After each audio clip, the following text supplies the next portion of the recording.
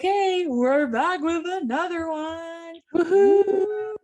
Who would have thought we'd make it to 2? Last year we made it to 5. Who knows how many we'll make it to this year? Season 2, episode 2. Let's go. So, as you can see, the name of this episode is Everybody is a Beautiful Body. And that's true, period. Yes, period. So, I'm Deason, and my pronouns are she, her, and hers, and I'm 28 years old. I'm Drew, and I'm 26 years old, and my pronouns are she, her, and hers. I forgot how old I was for a second. So obviously today's topic, this is probably the most requested one we've gotten, I think, out of everything, this and confidence. And I feel like when you feel good about your body, you're confident in general. So we wanted to do one that's been highly requested.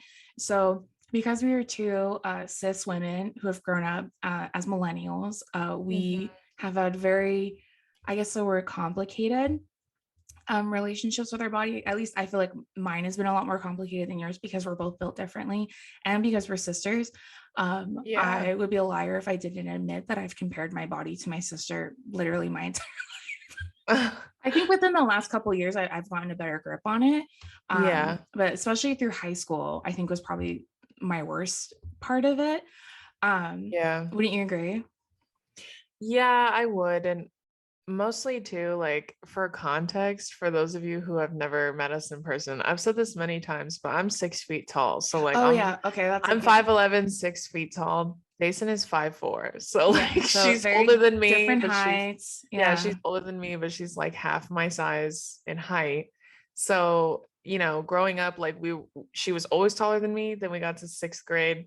She stopped growing, and then I grew like 4 more inches in a year, and then I just didn't stop. I kept growing. So, and then here's another fun fact: we have the same shoe size, which doesn't make me feel good either. Yeah, that's true. So, oh my god, yeah, I have remarkably small feet. Your feet aren't huge though for being small. Mine are really fucking small for being tall. No, I know. So if you're 6 inches taller, wait. I guess because you're 5'4", so and you're I'm like 8 inches. 6, 7, sorry, 8 math is not my You're 8 inches taller than me. We were both like, wait, so 6 plus? No, so you're 8 inches taller than me, and you're telling me you think it's normal for us to have the same size feet? Methinks not. It's not normal for me. That's what I'm saying. That's what I'm saying. So then it's definitely abnormal for me as well. Anyways. Also too, our parents, like, our dad is 6'6" and our mom is 5'3". So obviously that's where we get it from. They got my mom's genes and I got my dad's. So that's just something to keep in mind, because I've always been taller than Jason for like as long as we can remember. Which definitely means that like our bodies hold weight differently. Absolutely. The way they're built overall is different. And also like we're Samoan, so like generally speaking, we're thicker girls, we're thick island gals, you know what I mean? Gals, that's who we are. So like we've always been thick. We've always been big in the sense like dense, you know what I mean? Like muscular. For sure. So like most Polynesian women are. So you know, we both had different experiences with our bodies, but also we had different viewpoints on our bodies too. Like, like, you know I would say Drew, like, her entire life has never worried about her body, maybe like once or twice. And I don't even know, like, I think it definitely has to do with the way we're built, like physically, but I think a lot of it has to do with mentally as well. The way we look at things. So because I'm like way more hyperly anxious than you are, I think that causes me to be a lot more like too aware of my body in certain situations. And I've been like that literally my entire life. I've always been the tallest one, I feel like the biggest one in the room. And so it's made me like hyper aware, whereas Drew's just been tall. So she's like, well, I'm tall and I don't have the best eyesight. Like, that's been Drew her whole life. And so she hasn't really had to think about her body. Whereas me, I feel like I always have to because of the way I'm built. And just because of the way my mind processes it. I wish I could have that mindset where I'm like, I don't give a rip and that's just it. But I've come really far with my relationship with my body, but I would definitely say, like, I think in like middle school is probably where I started getting the most hyper aware of my body. I've always been like really, puberty. Puberty, right? And I've always been like really like somewhat uncomfortable in my body, and I've noticed when I'm bigger than some of my friends through elementary school, but it was definitely in middle school, because that's when you do like a lot, if you're from California and you went to elementary and middle school here, then you did all the like pacer tests and the standardized, like the stretching tests, how many sit-ups and push-ups can you do the mile and stuff. And I remember in 6th grade, that's how I know I haven't grown since the 6th grade, because I was 5'4" and I was so excited to tell my mom. And I weighed myself, and I remember I was like 146 or 145. So at this age, I'm like 12 maybe. And I was There's no way, dude. I promise on everything that's how much I weighed. So if you saw me in the 6th grade, it doesn't look like that, because maybe some of you listening weigh that much and you're like, oh my gosh, I'm so big. I was in the 6th grade. I remember very specifically 145. It was like 140, maybe 140, 144. And my friend was like, oh my gosh, you're in the 100s. And I was like, girl, I'm like almost a 150. I was so embarrassed. Well, yeah. And another thing too is like Billy, he told me too, like when he was in like 5th grade, he was more than 200 pounds. So like he was like 190, like when he was like 9. So again, like we carry weight a lot differently. A lot of Polynesian people can vouch for this too. Like, I was gonna say, if I told you all how much I weigh, you would not believe me. No, same. That's and that's the thing too. That's like a prime example of how weight is not indicative of health, right? Because it has nothing to do with health. Also, just like when fat phobic people or gym bros try to be like, oh, even doctors, check the BMI. I'm like, BMI is racist. So I don't know if y'all know that, but you should look into the history of that. But that's another example of like, those are things that are almost like these extremely constricting parameters that have no bearing on whether or not you are actually healthy. Like they have nothing to do with your overall health. It's just physical wellness. And it's based on societal, honestly, like patriarchal standards that have been pushed upon people, most especially and white women. supremacy too.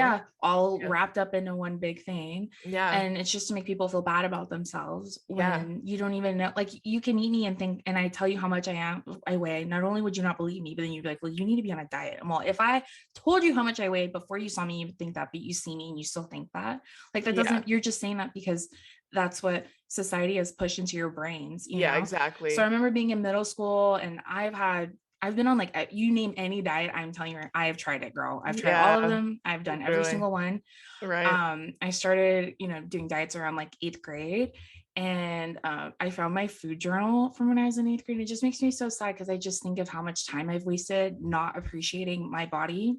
And it was also young. It was also something too that like we like, when I say we, like Dason would tell me about it and I'd be like, yeah, sure. And then I would give up after like a day, because I was like, fuck all that, dude. I'm not doing that shit. I ain't counting pieces of bread. No fucking way. But like, there's no way that you should be doing that at that age, which we know now. Because you're still growing. You don't know what your body's going to look like. And at the time too, like it's just like something that you did because you felt it was necessary, which is because really of sad. who I saw on TV. I'm like, I don't look like any of these people. And like, I remember because we used to share a bedroom, obviously growing up, and I had a little Camp Rock, because we were Joe Burrow fans. If you've listened to the first or second dude, episode. I already know what you're gonna say. And I had a little Camp Rock whiteboard next to my, like to the left of my head, so I'd see it when I'd wake up. And I wrote on there, nothing tastes as good as skinny feels. And I think it was like Kate Moss or Giselle, it was one of the supermodel. It was Giselle, I think. It was one of them. And I wrote that nothing tastes as good as skinny feels. And every day I'd wake up and do like 50 setups. Because I was convinced that it was going to change my life. I knew exactly what quote you were going to say, because I never forgot that. And it's mostly just because I remember when you wrote that, I go, what does that even mean, dude? And you were like, like you were trying to explain it to me. And I was like, dude, I can think of like 5 things off the top of my head that taste better than being skinny. Yeah. Like, what the fuck are you on? If I think about it too, we grew up playing soccer, and most especially on teams with really affluent people, even though we weren't affluent. Yeah. And all of the girls we played with were skinny, is what I'm skinny white girls. Everybody knows, you know the vibes, right? Like when you see us, when you see the two of us, especially me. Yeah. Nobody guesses soccer. That was my main sport. Softball, volleyball, basketball. Yeah. That's racist. First of all. Yeah. But no, I played soccer, so I played my whole life for a very long time. So did Dace. Dace played for a long time too. Dace played club volleyball too for a while. Yeah. We also threw in high school. Yeah, we did shot put and discus. Man, what a throwback. But anyways, we played a sport with predominantly white women. That's mostly who we played with. Obviously, occasionally we would have somebody else of a color, different minority group, right? But for the most part is mostly white women because it's a very affluent It's a white sport. person sport. Yeah. Just like it's tennis. It's an expensive sport, right? So like, obviously like we got very creative to play soccer for a long time, especially since we were not affluent in any way for a long time. But I still remember too, when I was younger, when I was probably like 10, one of the like 3 times in my life where I was like really cognizant of my body as a child, I remember I was crying to my mom because I was trying to tell her like, I want my legs and stuff to look like how the other girls look on my soccer team, all of whom were small white women. And I never forgot this because my mom told me this, and at the time I was like, that's so mean, but it's actually not mean at all. It's very true. My mom was like, I'm going to tell you something, and I don't want you to think I'm being mean to you or I'm attacking you, because it's not meant that way at all. But you are never going to look like that. And it's not a bad thing that you never look like that. You're never going to look like that because you are not a small white girl. Yeah. And I remember her telling me that, and I was like, what is that supposed to mean? Like when I was like 10.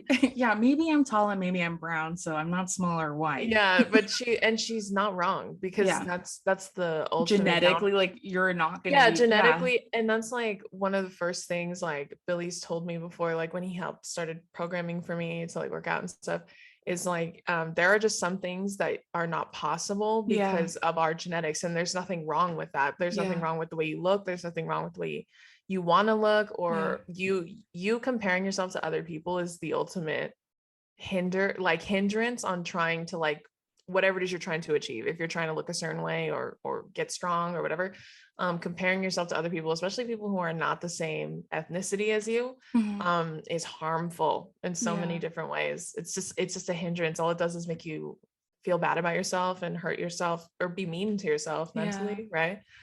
So that when my mom told me that, I never forgot that, because I've carried that with me for all these years. I'm like, that's true. I'm never gonna look like that, but that's not a bad thing. You know what I mean? I'm gonna look like me.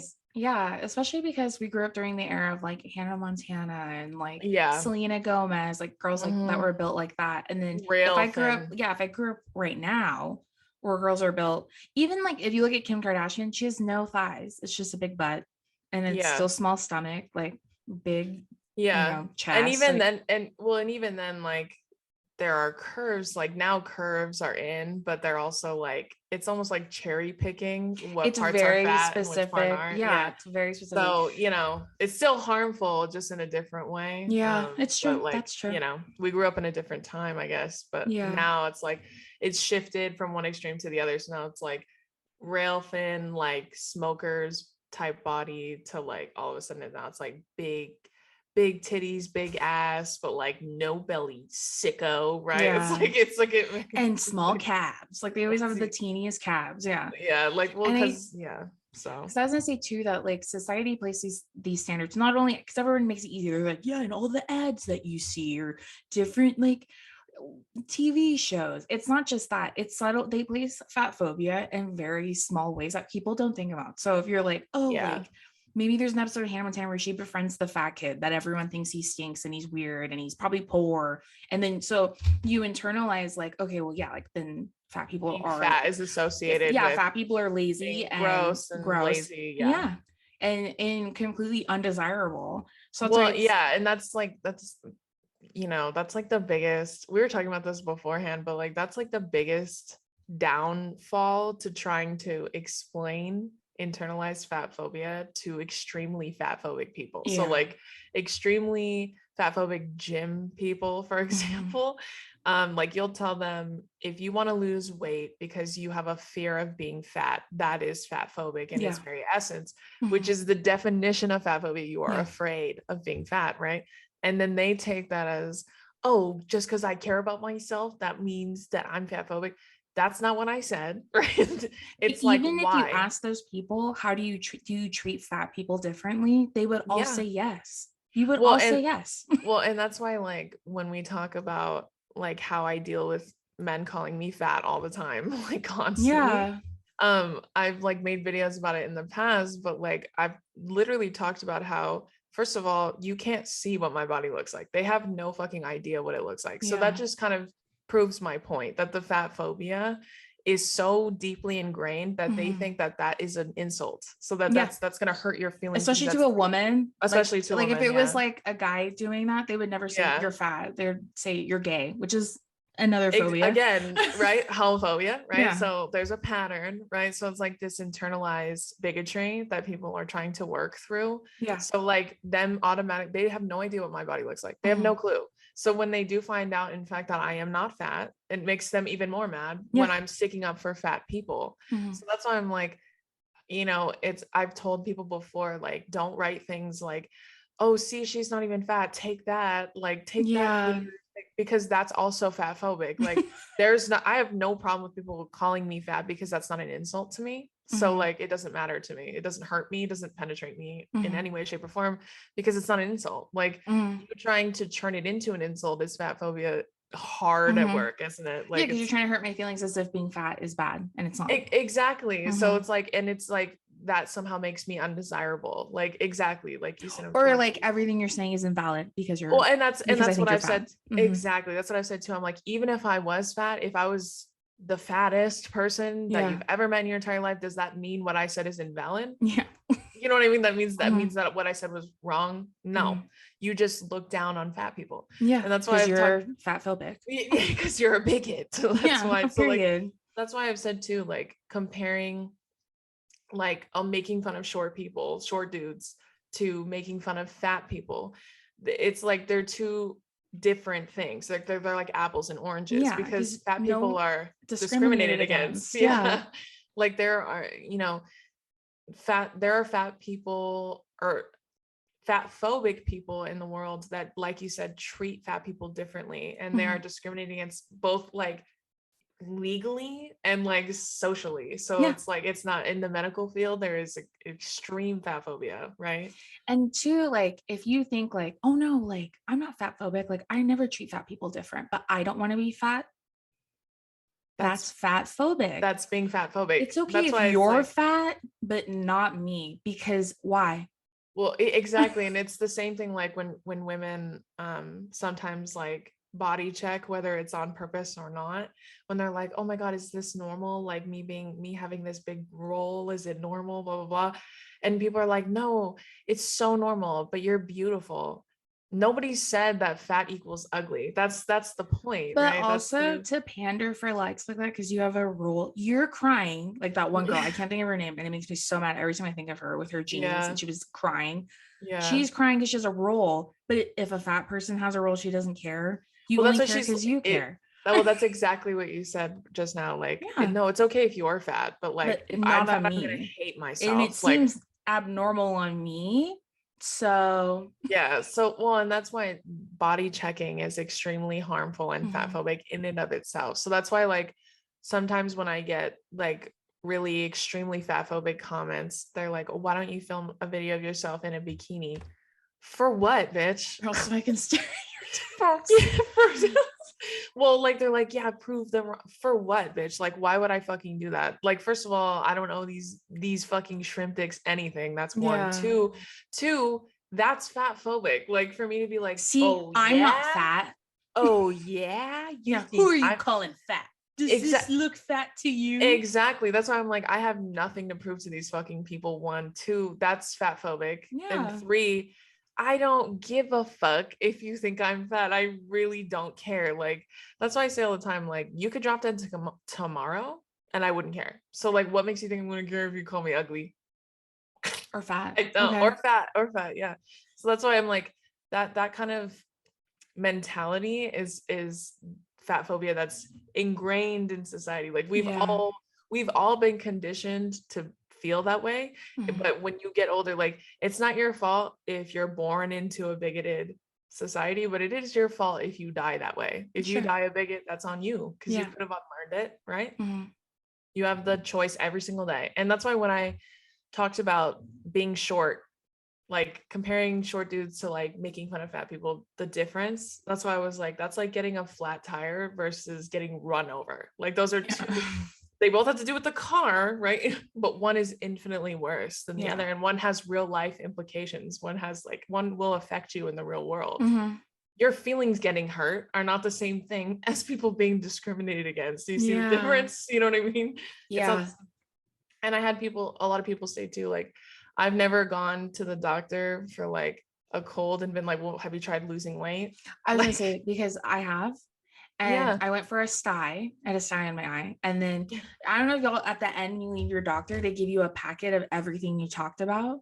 So like at the end, it'll be like, came in for sty, and then solution, prescribed eye drops. And then I'm not even joking. Every time I've gone to the doctor, not only does it say a sty or I came in for like blood work or whatever, it always says the solution, which is like whatever. And then right below it says, and advice to keep losing weight.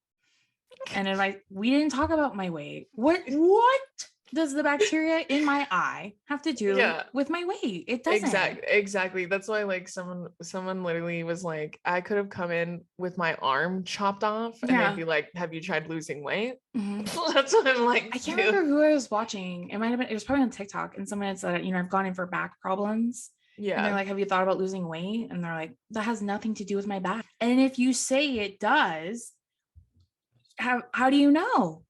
You don't. And that's the real life implication that we're talking about. Like that's being like so well, and fat people in general don't get the medical assistance that they need because it's always just attributed to them being fat. Like when they could genuinely be sick. And then when you have such an aggressive fat phobic culture that we all grow up in, and then get professions in, it's, unless you actively choose to like unlearn it, you could very well be looking for a doctor forever that doesn't discriminate against you just because you're fat. Like quite literally, like she said, she had an eye infection and somehow they brought up being fat.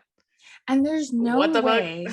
There's no way. I didn't go to medical school, but I tell you what, there's no way in your class that they go, if a patient come in for hurting back, if fat, suggest lose weight. There's no way. They're like they teach you all of these very nuanced like diagnoses and everything, and then they say, and then on the other side it says, if fat, null and void. Like just ignore this. Ignore this entire thing.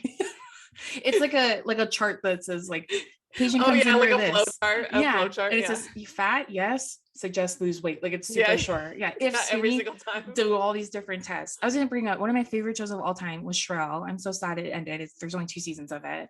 But the whole show is about her learning to love her body, and because she had grown up her entire life hating it and stuff like that. And there's a scene, I think she goes in to get an abortion. I can't remember. And her doctor's like, well, have you ever thought about getting the gastric sleeve surgery? And she's like, huh? And they had replaced her doctor. I'm pretty sure she went in for an abortion. I can't remember, but and they had a different doctor come in, and she's like, why would I need to get that? She's like, well, because you're overweight. And she's like, I'm not even here for that. I'm here to get an abortion. Well, and that's what are you talking about? Like truly a summary of what it's like just like the very tip of the iceberg of what it's like to be a fat person existing in the world. Now you enter dating, right? You enter like just existing. And that's why like I stand up for fat women all the time on my TikTok, because like I just find it so abhorrent how triggered people get by fat people just living their lives, just like existing, being happy, being in love, like finding love and starting a family, or just like living their best life together with their spouse. Like they truly, like some of these gym bros get so fucking angry about that. Like, what is wrong with you, dude? Like you need fucking therapy. It's becoming fan behavior. Well, it's an obsession at that point. Like at that, like, let me tell you something. When my Tess Holiday video started popping the fuck off, right? I explained to my dad, the simplest person on planet Earth. Like my dad is so like, okay, like black and white, very black and white. Yeah. I explained to him the original video I stitched, what I said, right? And Tess is obviously my friend in real life. So, but even if she wasn't, you've done other, and even if she wasn't, I've stood up for many fat people before, but this one I took very personally because Tess is my friend. So I go and I explain this to my dad, and then my dad said 2 things. The first thing he said was, why would someone get so angry about that? And then I said, I don't fucking know, dude. Ask him, right? Yeah. And then the second thing he said was, it kind of sounds like he has a crush on her. That's it. Like, and I was like, that's exactly what I said. Like, the line between hate and like desire is very thin. It's extremely razor fucking thin. So I find that a lot of times these men, when they actively seek out fat women to shame and like ridicule and just obsess over, it's to a point where maybe you need to sit with yourself and ask yourself, am I attracted to this person? Or do I just hate myself so much that I can't believe somebody who I believe because society has told me that they should hate themselves doesn't hate themselves. So like that upsets me. You know what I mean? So it's like, it's almost like, I think, because I think part of a good like amount of it is that. And then I think there's a huge part of it that they get so mad at fat people who just love being themselves. Yeah, that's what I'm saying. I don't have to track my food every day. I don't have to eat chicken and boiled chicken and broccoli every day. I can just eat whatever I want. And I feel so comfortable in my body. And I love myself the way that I look. And that's not to say that everyone that works out doesn't love the way that they look. I'm not saying that. But I'm saying the people that don't love the way that they look, that, you know, no matter how in shape you get, kill themselves in the gym every day, do all these wild things, hate the fact that there are fat people existing, such as Tess Holiday, who are successful and beautiful and famous and rich and loved and all this other stuff. They hate the fact that she just doesn't care, because that's not, she loves her body. It has nothing to do with that. And that's like another, there's hate behind it. You know? And once again, it's like, that's another patriarchal value that has brainwashed you into believing that you cannot be happy unless you are not fat. Yeah, exactly. Like they can't be mutually exclusive. Like there's no way you can be fat and be happy. And that's a really sad fucking life to lead, because I always think like, you care so much about what other people do with their own bodies. Like, what is wrong with you, man? Like, it's like psychotic. It's truly psychotic, to a point where like you genuinely should go get help. Like mentally, you should go to therapy. Like that is not a joke. I'm being dead ass. You should go seek help, because you should never feel that angry and upset at someone who's doing something that has nothing to do with you, doesn't affect you, doesn't hurt you, doesn't hurt anybody. Like at all. They're just existing. That's why I said like this whole like, oh, you're promoting obesity, that fucking bullshit ass argument. Oh my gosh. And then it's so like, dumb, what's promoting it? Being happy? Like what the fuck, dude? Like, and that's why I always say like, if you hate yourself, keep it to yourself. You know what I'm saying? Nobody else wants to fucking hear it. Like, keep it to you. Like you hate yourself, that is not on me. You know what I mean? That's not on fat women. That's not on fat people in general. That's not on nobody but your fucking self. Like you need to sit with yourself and ask yourself, why do I hate myself so much that it makes me angry to see other people happy? What the fuck? And another part of it too is that like you hate yourself, right? This gym girl person. Do you think that the fat person that you're making fun of or hating on has never hated themselves? Yeah, it's an extremely close-minded lens to be looking through. Like, and it's also extremely selfish of you to operate under the understanding that nobody hates themselves but you. You know what I mean? And then to disguise it as like, oh, like I loved myself enough to lose weight. Did you? Because you're still unhappy. Like you were unhappy as a fat person, allegedly, because most of the time these people weren't even fat when they lost weight and like got shredded. Well, most of the time they weren't even fat. So let's just say for argument's sake that you were fat and you lost weight. You still don't love yourself. So clearly, right? Because you're obsessing over other people. So like if you really loved yourself, did you lose weight for the right reasons? You know what I mean? Like are you really happy? Like did it really make you happy? I think not, because you're still angry. So then like, why would I want to do that? Well, that's another thing. Well, and then that's why I'm saying like, that's why there's such a fine line, because if you want to lose weight because you're unhappy with how you feel, right, or you just don't feel your best, or you're tired all the time, or whatever it may be, for that's like, not, for like health reasons, mental and emotional health reasons, you're like, like that's why I exercise, is because I know that it makes me feel better emotionally. Exactly. Which is not like, that in and of itself is not fat phobic, but that's why I always like when people ask me about gym stuff, because to be quite honest, like I've never been a fat person, so it's not my place to be like, listen up, this is what you do. You know what I mean? It's not my place, because I've never lived that life as myself. But I do know, as someone who's an ally to many different communities, that's important to distinguish the difference between losing weight because you are afraid of being fat, or like getting in shape because you want to feel strong or you want to be healthy or you want to, like, some people, like, they genuinely like, I want to run a marathon one day, so they start training for it. I think that's fucking cool. And then like, you lose weight. That's just a byproduct. Yeah, That's just a byproduct of it. But like, for me, like, we talked about this too, like, as we got older, our relationships, I think, with food and working out shifted a lot, because when you're young and immature, it's all about losing weight and like being thin, being skinny. Right? Yeah. And then when you get older, it shifts a little bit, but it's still, I think, but not rooted... for everyone. That's true. There's plenty of people I know who are older than me who still hate their bodies. That's true. I guess it's just for us. Yeah, like it, like for me personally, like it shifted for me, but it was still rooted in vanity. Like it still wasn't, it wasn't because like, oh, I want to run a marathon. It was because like I didn't want to look fat in a dress or whatever. So that's fat phobia, right? Like when I was in like my early 20s. But now that like I'm older, it's just gotten to a point now where I just really like to be really strong. So like I'm trying to like lift a lot and lift heavy, and just like getting smaller or losing weight is just a byproduct of that. But that's not the goal. That's not the overall goal. Yeah, that's why I always tell people to like really assess why it is you want to go to the gym. Like why is it that you want to go? And then like, you know, this is just like a side note, but I never weigh myself. Never. Like the few times I have weighed myself as an adult, it just hurt me mentally. So like I was like, dude, because the number is arbitrary. Like it means nothing. Like we said earlier. It's how your clothes feel on your body and how you feel. And it's like the intangibles. Like those are things that you could measure. But like also I think I attribute like a huge portion of my relationship with working out or like wanting to eat healthy or whatever that's, you know, categorized as. I attribute like a huge part of that to Billy, because the way he trains and the way he helped me learn more about it was in a way that wasn't like, okay, fatty, this is what you're gonna do, lose weight or else you're gonna get fat again. You know what I mean? Like it wasn't anything like that.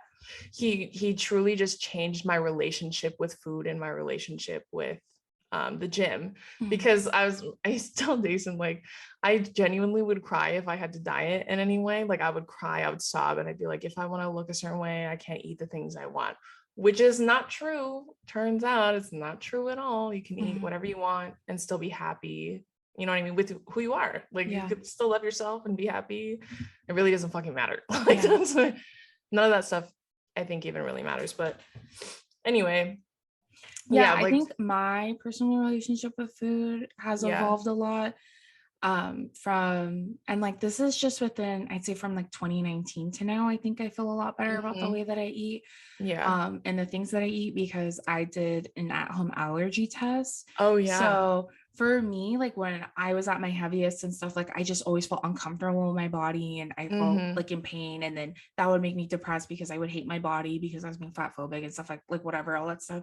It's like a vicious cycle. And so when I had quit my job, my mom had told me, hey, you should get one of these allergy kits, because she had told me, I think you're allergic to something that you're eating, whatever it is. I don't know what it is. So I did it at home, and I did it through Everlywell. I think you can get them at like Target now, but I had to order mine online. They're fucking expensive, but I think they're worth it. Worth its weight in gold. And I took it, and like 3 of the top things I was highly allergic to, I was eating all the time. So like one of my favorite meals to eat, and this is because I grew up on diets, was I wanted to eat raw almonds all the time. So in college, like if you knew me in college, I always had a sack full. Like, you know, you go to like, I go to Winco and go to those big bins where you scoop like peanuts or whatever, and I would get raw almonds, unsalted, right? Raw. She's a slut for an almond, dude. And so I'd have like I would have a big like gallon bag of that in my backpack, and I would eat almond milk. And I drink a lot of almond milk. So I was always, so almonds is one of the number one things I was allergic to. I found I was allergic to eggs, which makes sense because I used to eat a lot of scrambled eggs for breakfast for if you're on a diet. Con huevos. If you're I love a good weenie con huevo. But no, if you've ever been on a diet, eggs is like the easiest food to eat, right? And it's a lot of protein too. So it's a lot of you're like, oh, I'll just scramble 2 eggs and and then that's 4 Weight Watcher points or whatever. Literally. And I did love egg salad, I'm not gonna lie. So I just found out all these things I was allergic to that I was eating like constantly. And eggs are in a lot of foods. Almost like everything. A ton of foods. Yeah, especially processed stuff. Like if you look, it always says contains eggs, milk, soy, and wheat. Yeah. Mm-hmm. And so, and then I found I was allergic to dairy, which I was like, that one I knew. I've felt that one a couple of times in the bathroom, and that's the ice cream I ate today. Well, and that's another thing too that I've talked about also, because the allergen test not only helps you find out like that stuff as far as like, because Dason was obviously like so inflamed all the time because she was eating these things that she was so allergic to, but also it affects your skin, which is another thing. Yeah. Well, right? and all of that affects your mental health. So then of course, like I'm not going to be motivated to want to go on a walk, even though I know it'll make me feel better. You know what I mean? Like, because you're feeling some type of way already. Because and my skin looks bad, which is another societal standard. You have to have perfect skin. That's not true. No one should have perfect skin. Well, and that's why like too with the skin too, like I went through, oh my God, like when me and Billy were doing fucking steak and eggs. I forget why we did that shit, but we were doing like a diet where we were only eating steak and eggs, which is so unhealthy. Yeah. And so we were eating steak with lots of fat in it. So it's like a really, really low quality red meat. So, oh my God, when I tell y'all my skin was freaking out, like it was going so bad. And like Dason's like our family dermatologist. So I remember one time where are all my Accutane homies out there? Unite. Yeah, that's why I was like, Dace, like I need your fucking Can y'all imagine that? I'm uncomfortable in my body because it's bigger than my sister. And I have cystic acne.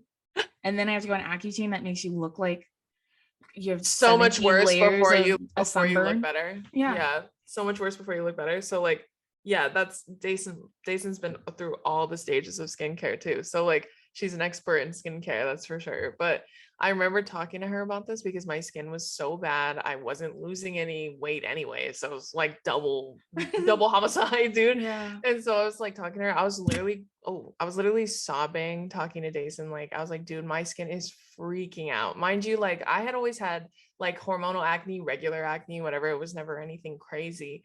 But at this point, my whole cheeks, my jaw, everything it hurts. Inflamed. Yeah. Physically hurts. Cystic acne. Yeah, literally. Yeah, cystic acne in your 20s. That's nice to have to deal with. Been there. I just came out of that. Yep. There you go. So I was talking to her, she told me like, I think you might be allergic to something you're eating. And I was like, no, dude, I'm not allergic to anything. Because I'm only eating steak and eggs. Yeah. And like when I ate eggs before, that never happened. But I've never eaten meat like this. So I don't think that's what it is. And she's like, I'm telling you, dude, I think it's the steak and eggs. Also, I'm extremely anemic.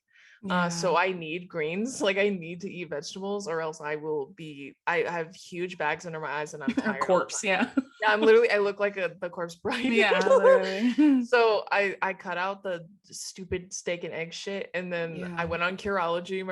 Okay. Well, I didn't think Curology didn't work for me, and that was because my acne has always been internal, has never been external stuff. So well, and that's why like Curology fucking changed the game for me. Well, it just helped me get back to square one so I could start over. And then Dason helped me build like a whole routine from there. But like at the time, that's why I'm saying like the food you put in your body affects you more than just like fatty, like fat. It's not about that. It's like also how it makes you feel. And then also the like what your skin looks like too. Like sometimes what you eat has a huge bearing on that. So I honest to God cared more about that than I did about gaining weight in any way. I cared more about my skin just because it was so painful and horrible. And because of that, I had to wear more makeup, which was like more irritating on your skin. So it was just like a vicious cycle. But anyways, like that's another reason to do the allergen test too, because that could very well help you with that also. But 100%. And like Dason finding that out, that's when Dason went vegan too, which she has been for a while now, and it's made a world of a difference too. So like Dason's a prime example of someone that had to go vegan. I didn't have to cut out meat, but I've never really cared for meat. So it just kind of made sense. So I'm not vegan because I care about the environment, because I know that there's not a lot of research that's done behind it on whether or not there's true. Like there's some and then there's some that's not. So it's more so a medical necessity. I literally do it because my body will die if I don't. Like I just can't handle eggs and eggs especially. Well, literally, like if you ever want to put me in a stretcher, you feed me some eggs. I'm not even joking. That's why she's, you know how sometimes when you go to restaurants and they're like, is it medical or is it by choice? And when they ask you a preference, and she's like, do it. No, she's like, no, I'll literally die if you put eggs on my face. Literally, yeah. It'll literally take me to the ground. Well, and that's why, like, for me, I'm like, I am definitely lactose intolerant, but I simply do not see it. That's why I simply ignore it. That's what I do. I know. I just recently had a couple things with cheese on them, and I'm like, dang, I miss her. But sometimes, you know, she does come to collect in the end, and that's the price I pay rolling the dice. I make that choice. So I guess currently, like, my relationship with my body is that I feel really comfortable in it. And I think I just feel, maybe comfortable is a bad word because some days I don't, but I just feel really grateful for my body. That's something I think about all the time. I'm like, oh my gosh, like, I'm so grateful for my body. I'm so grateful it does this for me. You know what I mean? I'm so grateful. You know, it wakes me up in the morning and takes care of me. No matter how many times I've tried to put it through the ringer, it is just like turning. She always comes through. Yeah, and always takes care of me. And I guess I'm getting like emotional, but I think that's like currently where I'm at right now, and I'm learning to love my body in different ways than I have in the past. And then in terms of food and exercise, you know, I think going vegan for me, because I know I was allergic to so many things, made me feel so much better about myself, because it wasn't just because, you know, I hate myself, that's why I have, you know, or whatever. It's you were taking care of yourself. Yeah, it's because I have to eat like that. And so I think that helped me, because then it makes it easier for me to pick what I'm going to eat. And then even then, like, I'll eat French fries because I can, like, and it's not like I'll only have 10 and then I'll have 10 tomorrow. Like, I think I just truly, the way I look at food is I'm going to eat whatever sounds good right now, and that I know is going to make me feel good. So like today for lunch, I feel like having a salad, but yesterday I ate like pot stickers and fried rice from Trader Joe's. Like, so I just eat whatever sounds good to me and what I know is going to make me feel good. And then that's what I go with. I'm not like, oh, like I'll always have salad with me, or, you know what I mean? Or anything like that. Well, and then in terms of exercise, because we grew up as athletes, and like, I have always, one of my biggest fears my entire life, even up until now, I'm still trying to get over it, is being tired in front of men. I don't know why, but that's why I've never liked going to the gym, because I don't want people to look at me, and I assume everyone's like, oh, look at her and whatever. Most especially men. I don't know why, because I grew up with such positive representations of men in our lives, especially with exercise, with our uncle who would take us to the park literally every day after school to practice soccer, and then reward us with like a McDouble or something to get us like through the day, you know. But I don't know. It's something I'm still trying to get used to, is going to the gym and feeling comfortable being tired, because I'm there to work out for myself and not for anyone else, you know? And so I think now, like, because I love going on walks, that's my favorite way to exercise. And I only do it to clear my head and to like get outside. It's literally, to get outside and go to some fresh grass. Air. Get some sun, right? Yeah, I think for me, you know, probably the most confident in my body than I ever have been. But like Jason said, like, I think I've just never thought about my body like that, ever until I got older, like until I hit puberty, until people started talking a lot about bodies. I never thought about it that way, literally ever. Like it never, and it wasn't in a way that I was like, I look so good. I literally just didn't care. It wasn't a thought. It didn't register to me at all until I got older. And then, you know, I've experimented with many different weights over my lifetime so far. Like I've been like unhealthily skinny, and then I've been a lot larger than that. So like I've been, you know, all over the board. But when I was at my bigger weight, it was happy weight, which is right when I started dating Billy, right? And like everyone knows, like when you start dating someone and you're like in love, you eat out all the time. What the fuck? Like everyone starts eating out. Dates, you're going on dates, time together. You're spending time together. So like we love to eat. So like we were eating out all the time. Jason knows. She's like, we were big DoorDash fans. DoorDash, if you ever want to sponsor me, that would be a dream. And Cheesecake Factory. Oh my god, we love these two whores are always at fucking Cheesecake Factory. I think it's overrated, but they love it.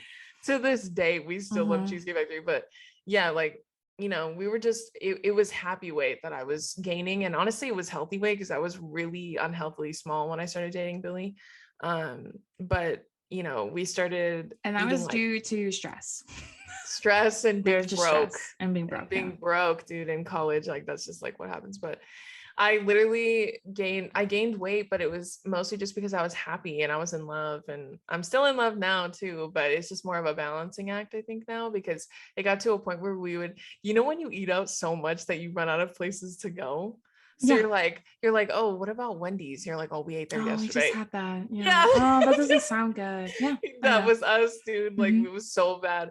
So that's where it's to a point where I'm spending too much fucking money. That's honestly the biggest reason why we stopped, because I was like, bro, I'm dropping like $400 a month on just eating out. And just the two of us. That's just the two of us. It's obscene. Yeah. That's such an insane number. So that's why we were like, yeah, no. So then I kind of went through a bad unhealthy phase where I was like, oh, I'm so fat, I need to lose weight, which is me being fat phobic towards myself, right? So once I like reconciled with that, and then I thought to myself, like, why do I really want to lose weight? Like, what am I so obsessed with, or what am I so unhappy with?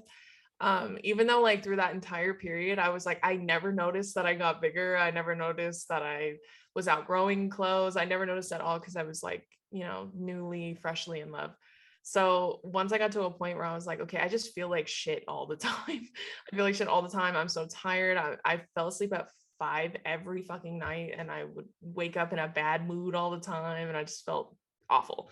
So then I got to a point after I got fired from the NFL, I was like, okay, I need like a clean, like cleanse slate. Like I just need something brand new. So then we decided to do something different. And then I kind of like shifted my whole relationship with food. Because my relationship with exercise, my relationship with food was like really unhealthy when I look back on it, because I would either not eat at all, and then if I did eat, it was like shit. Or I would cry so bad because I couldn't eat the things that I wanted to eat. Because I would think like, if I want to look a certain way, I can't eat what I want, which is not true. So when I started fat phobic.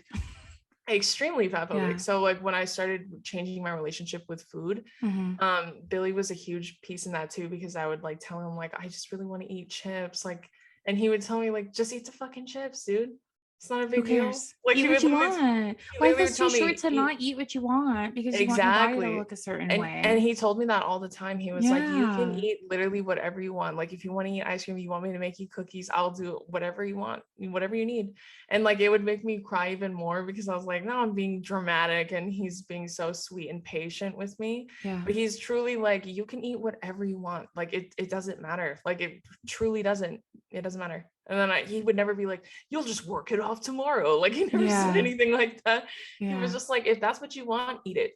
And he would tell me like, depriving yourself is what leads to binging a lot of times. When you deprive yourself, which is what I would do a lot too. Like I would deprive myself for days, and then I would sit and eat like 4 bags in a row, which is unhealthy, because then it would be unhealthy for me mentally. And then you're getting sick. And then you feel guilty. I feel sick. I feel sick, then I feel guilty, and it's like this vicious cycle. So he like completely shifted my attention on, instead of focusing on the things I can't have, just like eat what you want, and then and be nice to yourself. He would tell me like, you can be nice to yourself about wanting to eat chips.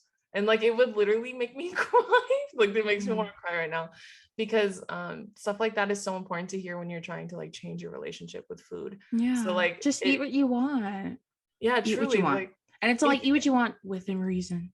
No, portion. Just as long as it's not as big as your fist, right? Yeah. It's not bigger just than your eat what you want. Yeah, just literally eat what you want. With certain size. Just eat whatever the fuck you want to eat. Yeah, eat what you want. Okay.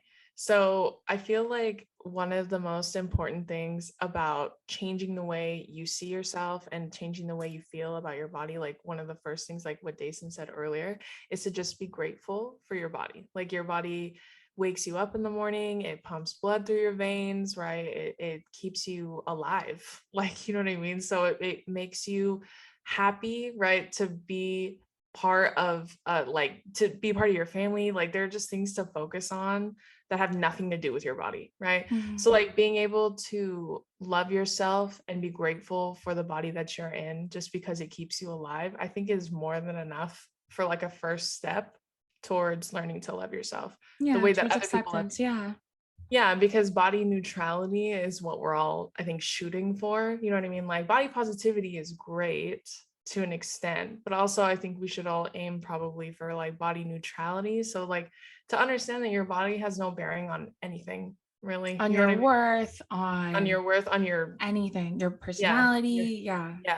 And there are just so many, like I say this all the time too, like when people are like, how come it doesn't bother you when men call you fat, whatever, besides the fact that it's not an insult to me, but it's also because like I don't hold all my worth and value in what I look like, right? Like there are many other characteristics I have that I'm much more proud of than what I look like, whether that's my body or my face.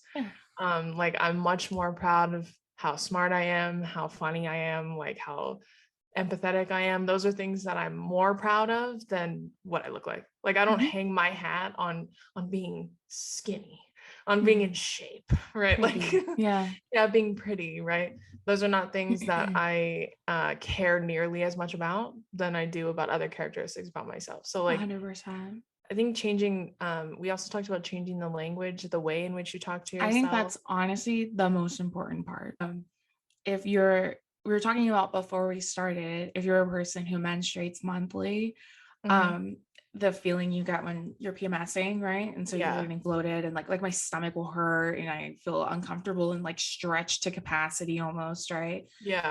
Instead of saying I feel fat, which is mean, not only to fat people, but to yourself, right? Because you're acting as if it's a bad thing. Like, what does that even mean to feel fat? I don't know. Doesn't make sense to me, right? I always say I just feel so uncomfortable and my stomach feels so uncomfortable right now because it hurts. Like it's bloated. It's like, you know what I mean? Like it's cramping or whatever. I think being more intentional with your language, not only to eliminate your fat phobia, but to the way you talk about your body. And like, do you know what I mean? Yeah, absolutely. Like the way you talk about your body, whether you're alone or with others, right? So like that was something that I struggled with too when I was going through like changes with my body when I started dating Billy. Is like I would say all the time, like, oh, I feel so fat today. Like things like that. You know, he hated when I would say things about that, about myself like that, because he doesn't like when he always tells me like, you're being so mean to yourself right now. And I would say the same thing to him, but although obviously I think mine was a lot more frequent because I'm just a lot more vocal about it. So I started changing that terminology in my head. Like I literally would tell Dason, like, I'm really working on my internalized fat phobia because I don't like want to say those things about myself anymore because it's fat phobic, one, and two, it's just unbelievably mean to myself. And for what? You know what I mean? Like for what? Like I'm upset with myself because I ate a really good meal and now like my belly's out a little bit further than it was. Like what's the big fucking deal? You know what I mean? Like it doesn't mean anything. So I changed the terminology and the way I talk to myself. That includes internally, like in your brain, not just out loud, right? Like in your brain, like if you're thinking your thoughts and stuff like that, that's something that you have to work on, like completely shifting, because there's really no way to unlearn the fat phobia unless you're actively doing something about it. And that includes your words, right? Your language.